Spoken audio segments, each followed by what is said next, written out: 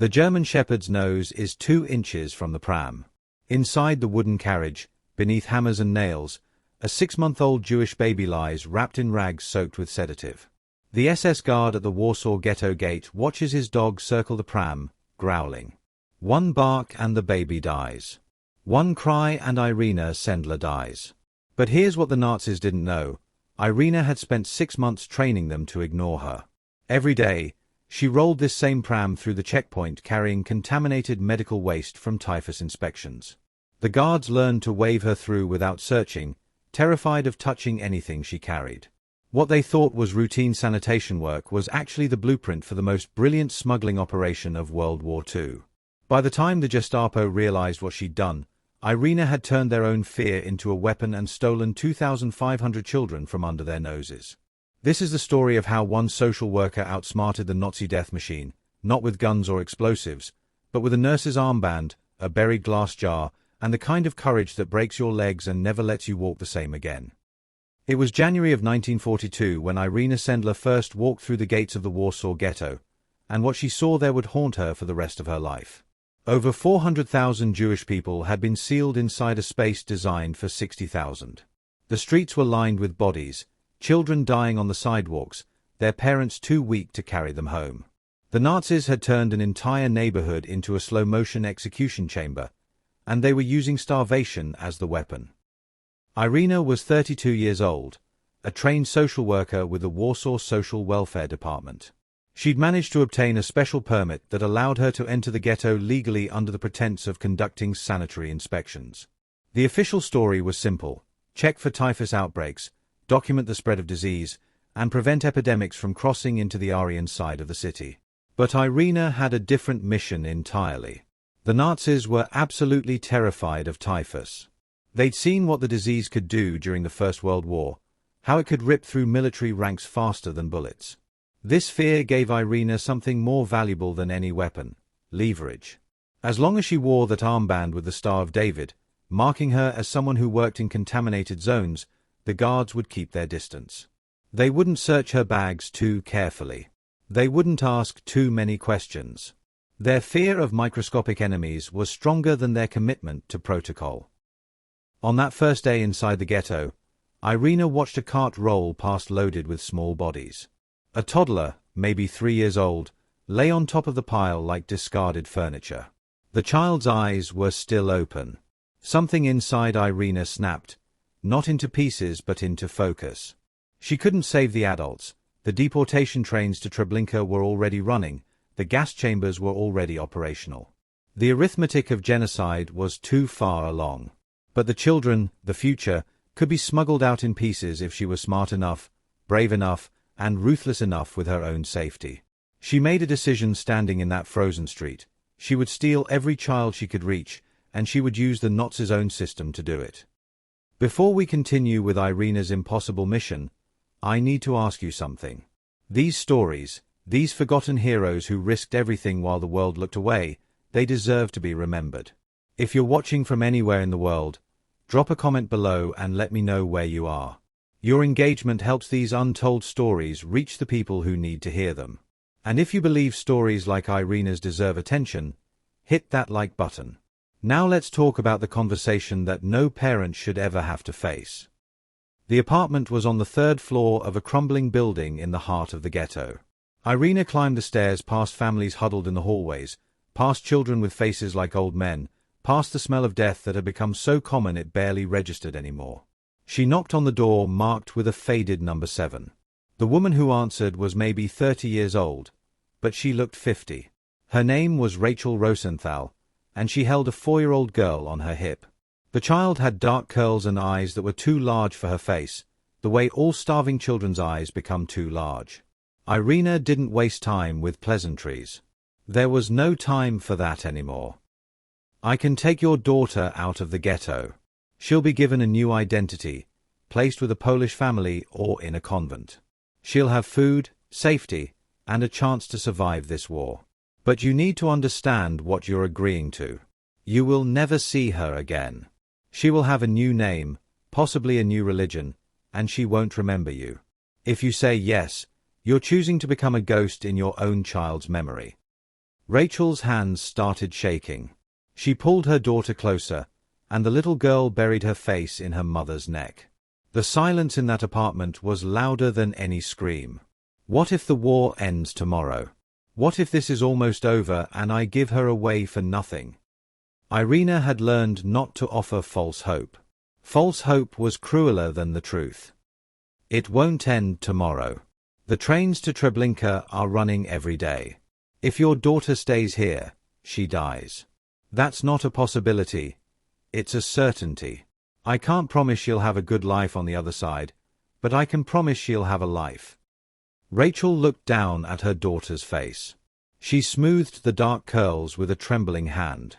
Then she kissed the child's forehead once, twice, 3 times, like she was trying to memorize the feeling. Her name is Sarah. Please don't let her forget her name.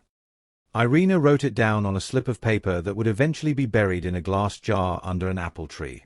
She took the child, who started crying for her mother. Rachel turned away and faced the wall, her shoulders shaking. Irina would have this exact conversation, with small variations, hundreds of times over the next 18 months. Each time, she was asking a parent to choose their own living death to purchase their child's survival. The Nazis built the death machine, but Irina had to operate the terrible mathematics of who could be saved. Irina didn't have one escape route. She built 5, because the Nazis were unpredictable and a single compromised method meant dead children. The ambulance runs were the most obvious. Irina would arrive at the ghetto gate in a vehicle marked with red crosses, carrying stretchers covered with sheets stamped "Typhus patient, do not approach." The guards had been trained to fear contagion more than they feared breaking protocol. Underneath those sheets, sedated children lay perfectly still, their small bodies positioned to mimic the angular shapes of sick adults. The sedation was dangerous. Too much could stop a child's breathing, too little and they might wake up and cry at the checkpoint. Irina measured the doses herself, her hand steady even when her heart wasn't.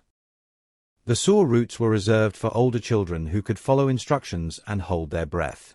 Guides, usually young resistance fighters who knew the tunnels by memory, would lead groups of children through passages filled with waste and darkness.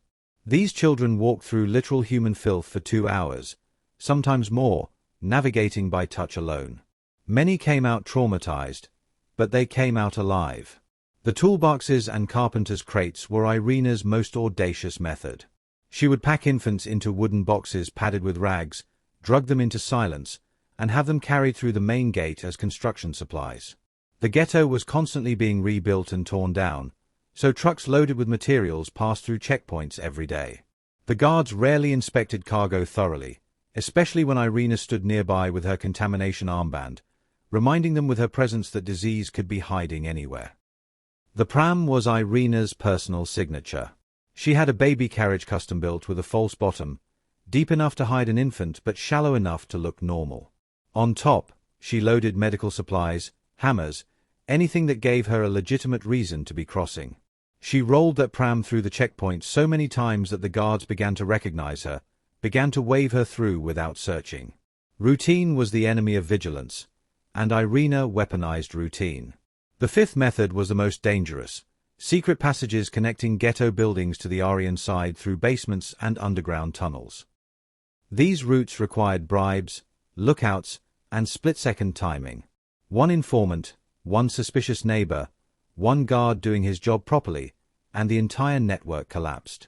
Every method required a network of people willing to die for children who weren't their own. There was Father Boduan, a Catholic priest who hid Jewish children in his church. There was Jaga Piotrowska, a janitor who smuggled infants in her cleaning cart. There were streetcar drivers who looked the other way when children slipped onto their trams. There were aristocrats who opened their estates, and there were farmers who hid children in barns. Irina was the architect, but hundreds of ordinary people became the machinery of resistance, moving one child at a time toward survival. Every child who made it out of the ghetto was erased and rebuilt. Sarah Rosenthal became Christina Novak. David Goldstein became Piotr Kowalski. Each child received a forged baptismal certificate, a Polish name that sounded right, and a cover story simple enough for a frightened 6-year-old to remember under interrogation. The forgeries were perfect, created by resistance members who understood that a misplaced date or a smudged seal meant death. But Irina refused to let these children become permanent ghosts.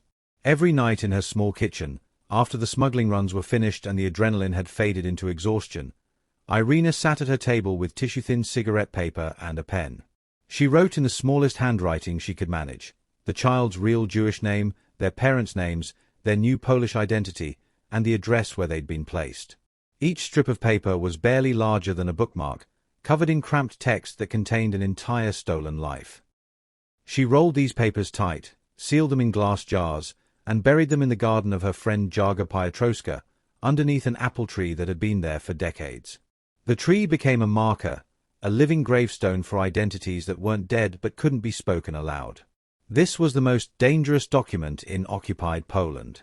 If the Gestapo found it, they would have a complete map to 2,500 hidden Jewish children. Every convent, every farm family, every aristocrat's estate would be raided.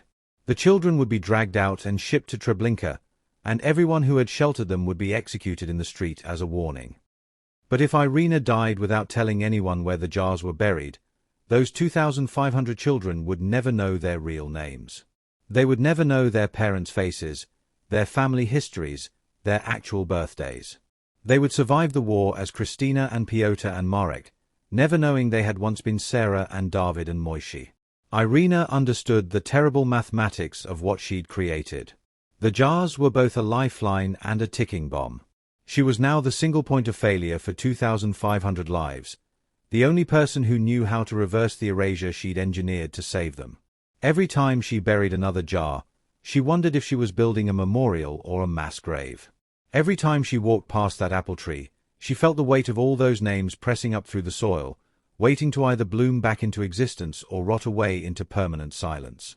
The tree kept growing, ignorant of the fact that its roots were wrapped around the most dangerous secret in Warsaw.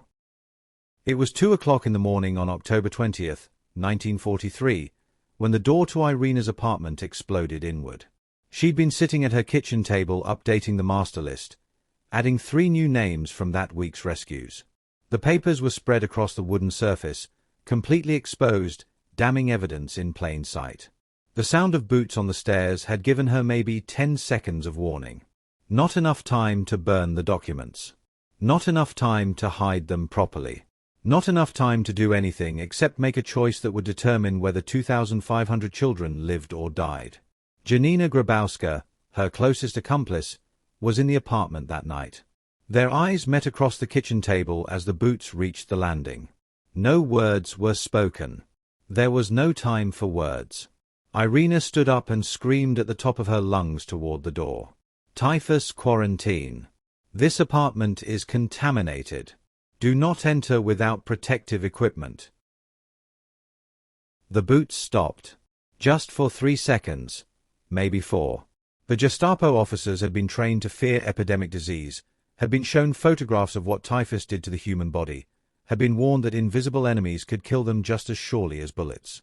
In that frozen moment of hesitation, Janina swept the papers off the table, folded them once, and shoved them under her left armpit. She raised both hands above her head and walked toward the splintered door, her arms pressed tight against her body, the lists of names and addresses hidden in the sweat and terror of her own skin. The Gestapo officers burst in with guns drawn. They searched the apartment, but they searched it the way men search a plague house. They didn't touch surfaces thoroughly. They didn't pat down the woman with her hands raised who walked past them claiming she was just a neighbor visiting. They were too focused on the woman at the kitchen table, the one who matched the description in their arrest warrant. They grabbed Irina roughly, shouting questions in German. They tore apart her apartment looking for documents, for evidence, for the lists of names they'd been told she kept. They found nothing. The lists had walked out the front door in the 3 seconds of biological fear that Irina had weaponized one final time. As they dragged her down the stairs, Irina realized she'd just made the same impossible choice she'd been forcing on Jewish mothers for 18 months. She'd handed over her own life to save the children, and she'd never see freedom again. The difference was, she'd made this choice for herself. Pawiak prison was where the Gestapo sent people they wanted to break before they killed them. Irina was taken to a basement room with concrete walls and a drain in the center of the floor. The drain was there for a reason. The interrogators were methodical, almost professional in their brutality. They wanted three things: the names of the children, the locations of the safe houses, and the identities of the Ghetto resistance leaders who had funded and protected the operation. They started with questions, and when Irina refused to answer, they started with her feet. The iron bar came down on the bones of her left foot first. The sound it made was wet and sharp at the same time, like a branch snapping underwater. Irina bit through her own lip, trying not to scream. Blood filled her mouth. She swallowed it and stayed silent. The second blow hit her right foot. This time she screamed. The pain was so absolute, so consuming, that her body betrayed her and made sounds she didn't recognize as her own. But in between the screams, in the seconds when she could still form thoughts, she didn't say a single name. They moved to her legs. The shin bones shattered with blows that felt like her entire body was being torn in half from the inside. She screamed until her voice broke, until nothing came out but a hoarse rasping that barely qualified as sound. The room spun. She vomited. She blacked out, and they threw water on her face to wake her up so they could continue. The senior interrogator pulled up a chair and sat down in front of her broken body. He spoke in careful Polish, almost gentle. "Give us 10 names. Just 10. You've saved so many. What's 10 children compared to your life? Give us 10 addresses and you walk out of here. We'll even get you medical attention." Irina knew the mathematics immediately. 10 names meant 10 children dragged from hiding places. 10 children meant 10 families who had risked everything, now marked for execution. 10 children meant betraying the trust of 10 mothers who had already chosen to die inside so their babies could live. She looked at the interrogator through eyes swollen nearly shut and shook her head. They broke her legs again, this time at the knees. Irina understood in that moment that courage wasn't the absence of fear or pain. Courage was knowing exactly how much something was going to cost and choosing to pay it anyway. Her silence wasn't noble or heroic. It was agony wrapped in the absolute refusal to let 2,500 children pay the price for her survival. She passed out again, and this time they let her stay unconscious.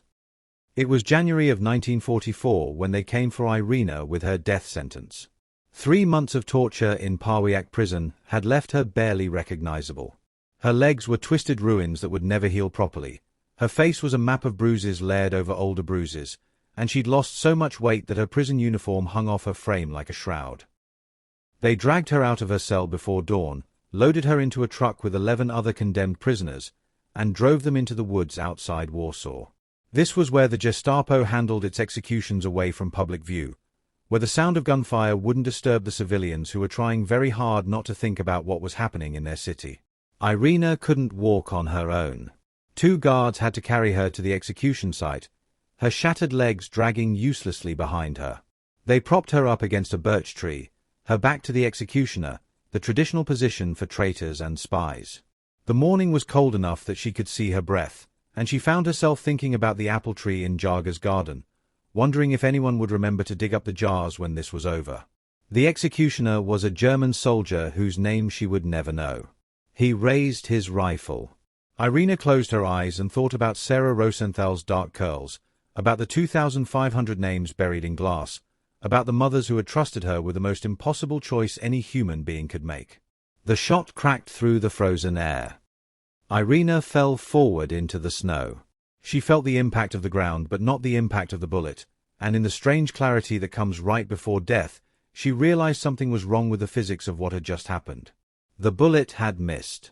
Not by accident.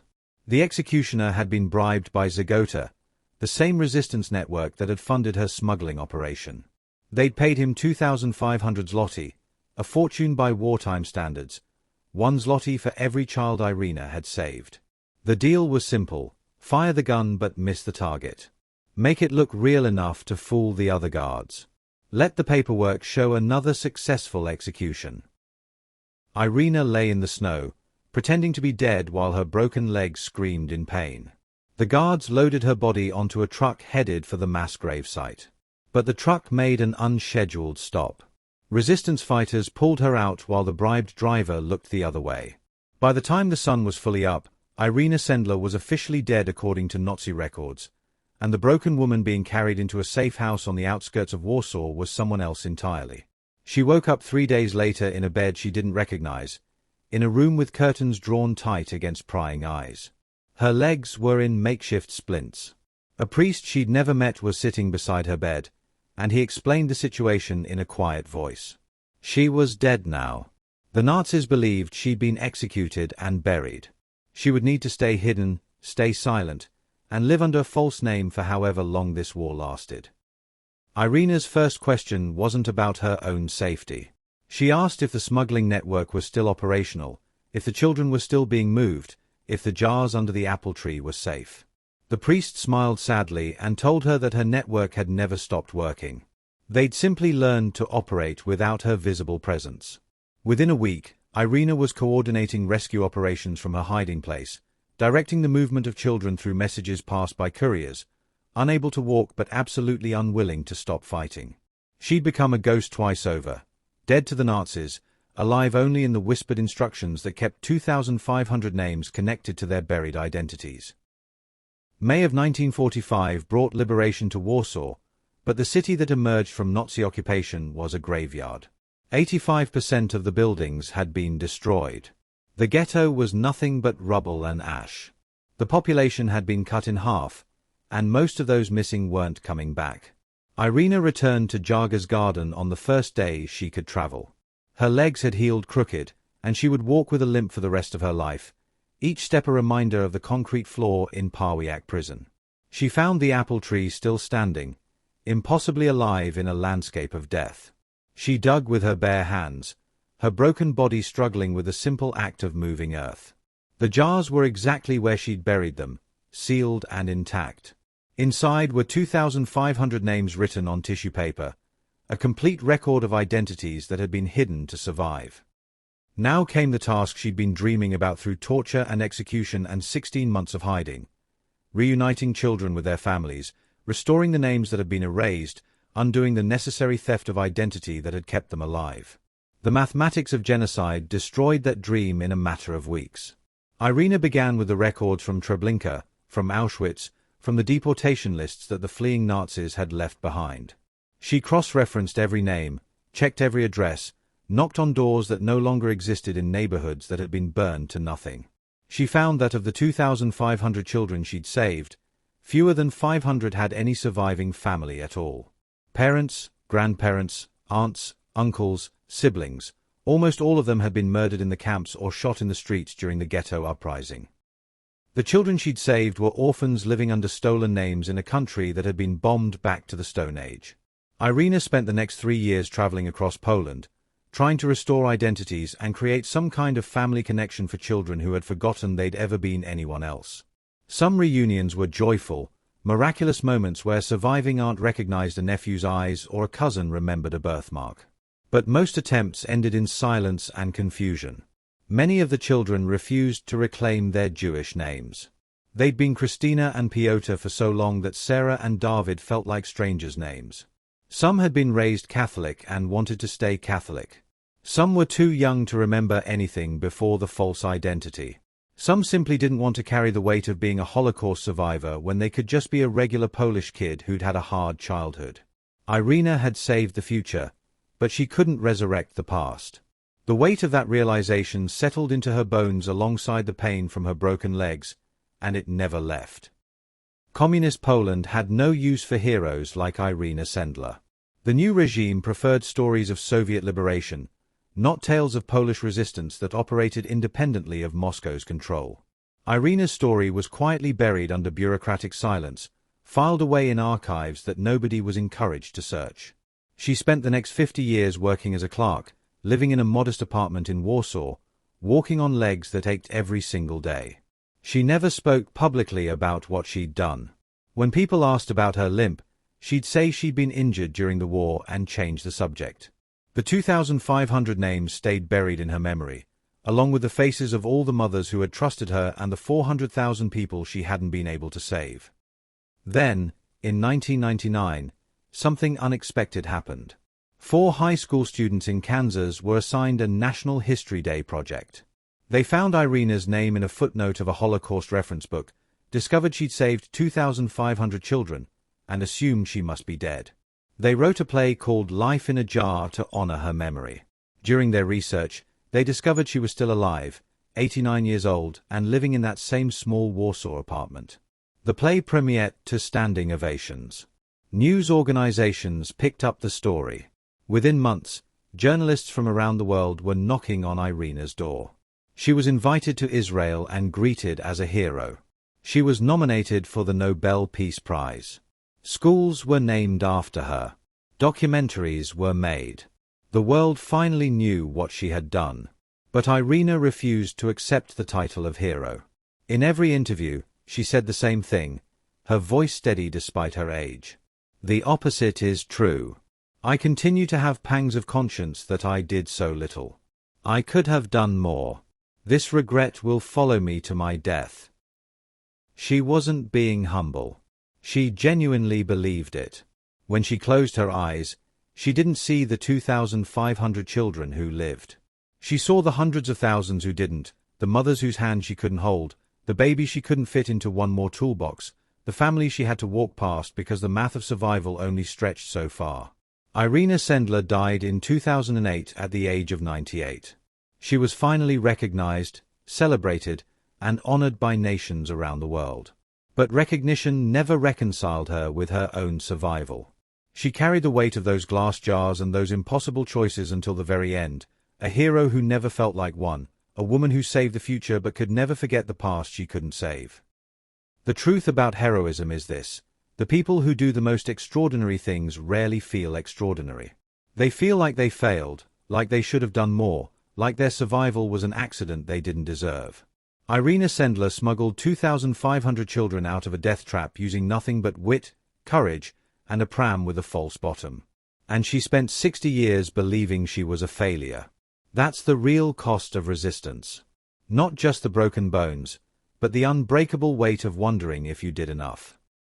Irina Sendler's story teaches us something critical about resistance under tyranny. She didn't wait for perfect conditions or permission from authorities. She saw an atrocity unfolding and made a choice to act within the systems available to her, turning the enemy's own fears into weapons of liberation. Her methods, the false bottom prams, the forged documents, the burial of names in glass jars, demonstrate the importance of meticulous planning and network building in resistance movements.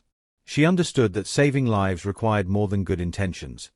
It required logistics, bribery, psychological warfare, and a willingness to sacrifice personal safety. Perhaps most importantly, her story reminds us that the victims of genocide aren't just numbers. Every one of those 2,500 children had a name, a family, an identity that Irina fought to preserve even when preservation seemed impossible. Her refusal to let them become permanent ghosts, her insistence on burying their true names for future recovery, shows us that resistance isn't just about physical survival. It's about maintaining human dignity and identity in systems designed to erase both. If this story moved you, if you believe that heroes like Irina Sendler deserve to be remembered and celebrated, please hit that like button and share this video. These stories of forgotten resistance fighters need to reach the people who need to hear them. Your engagement genuinely helps push content like this to audiences who are searching for examples of moral courage in dark times. Comment below and let me know what struck you most about Irina's story, and I'll see you in the next one.